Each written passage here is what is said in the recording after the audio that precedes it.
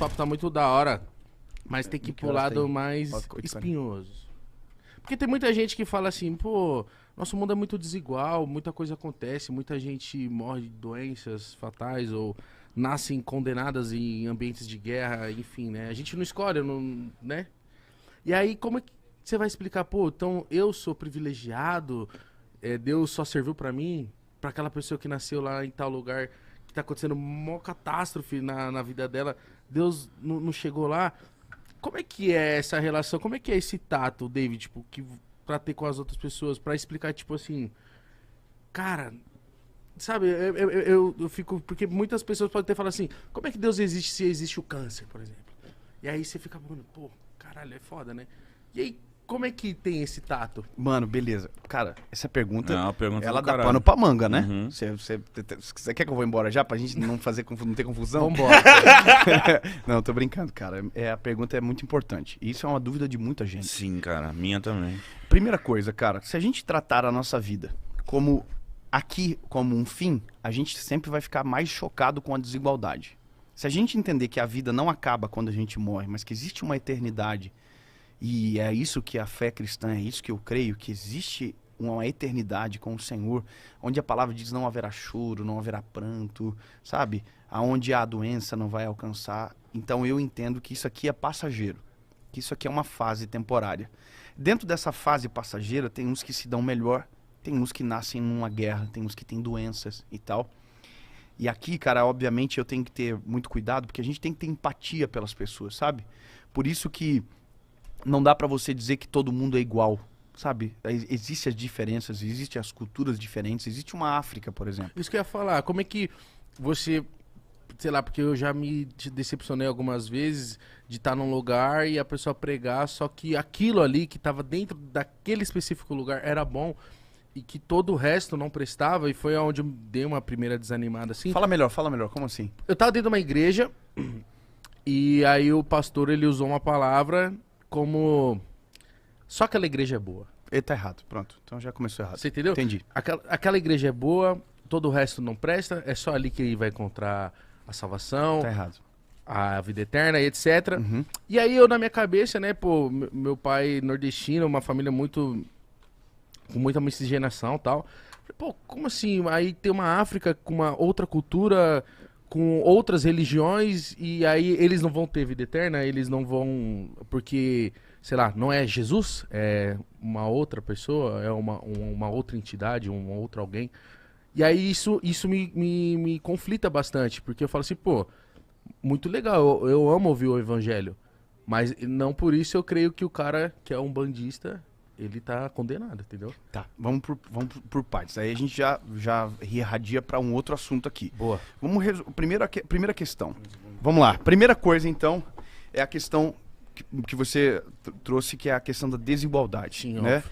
A pergunta é, a desigualdade, ela é fruto de Deus ou fruto do próprio homem? Cara, a pergunta é muito complexa, que eu acho que eu não tenho a resposta. Vamos tentar fazer uma construção filosófica, porque isso não tem como ser tão simples também de responder. Sim. Quem toma as decisões no mundo são os homens. Sim, somos São nós. os governos, são somos nós. Então, por exemplo, você olha para os Estados Unidos, você olha para o Brasil, você vê disparidades, certo? E que tem a ver com a colonização, tem a ver com o governo, tem a ver com tudo. Então, o que isso me faz entender é que a desigualdade, ela não está na culpa de Deus. A desigualdade, ela está na culpa do próprio homem. Nós somos culpados. São as nossas decisões que causam esses abismos, entendeu? Então, Deus está disponível para todos, sim, mas a gente colhe das nossas próprias decisões, entende? Então, a empatia entra aqui. Eu sei que às vezes a gente tem decisões erradas porque quem veio antes também decidiu sempre da mesma forma. Então, quando a gente olha, por exemplo, um país onde a fome impera, se você for lá no país, você vai ver que o problema não está no povo somente. O problema está nos governos corruptos. Por exemplo, tem lugares na África onde os recursos que entram não chegam para o povo. O governo vende para o povo. Isso é campo missionário. Entende? Então, o mal do mundo não tem a ver com Deus. O mal do mundo tem a ver com o pecado do homem. Tem a ver com a gente. É nós que tomamos as nossas decisões. Entende? Então, aonde Jesus está, aonde Jesus governa, o mundo é bem diferente. Se você olhar países, por exemplo, onde o evangelho, o protestantismo, ele tomou conta, você vai ver que a qualidade de vida é bem diferente. Entendeu? Eu não tô sendo preconceituoso aqui, não.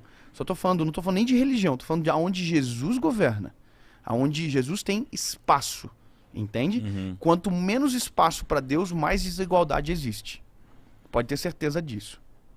Aí, Consegue não, compreender? Sim, sim. consegui compreender perfeitamente. E aí tem o lance, né, da galera que fala, tipo, mas essas doenças terminais, que às vezes a criança já nasce assim e tal. Como é que lida? E como é que você... acho que você já teve muito tato com com famílias assim, com pessoas com doenças que chegam em você, tipo, te questionando, porque... Pô, não escolhi ter essa parada, sabe? Uhum.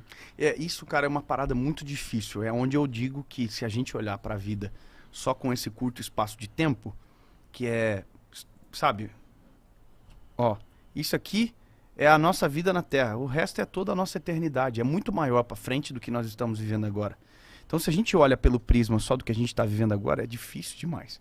Sabe? É difícil. Eu venho muito nos eventos nossos, sabe?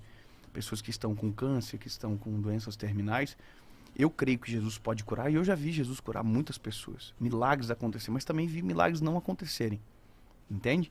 Então a gente tem que compreender que a vida que nós vivemos aqui, ela é um curto espaço de tempo, é uma passagem temporária para algo muito maior e extraordinário, que é a esperança daqueles que creem em Jesus, sabe? Uhum. Então, é difícil a gente compreender. São coisas que a gente não entende. Salomão vai dizer que tem coisas que acontecem ao tempo e ao acaso. São coisas que fogem da nossa explicação realmente, sabe?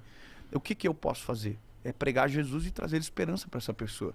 Porque quem tem a esperança da vida eterna, ela consegue ter paz num momento como esse também, sabe?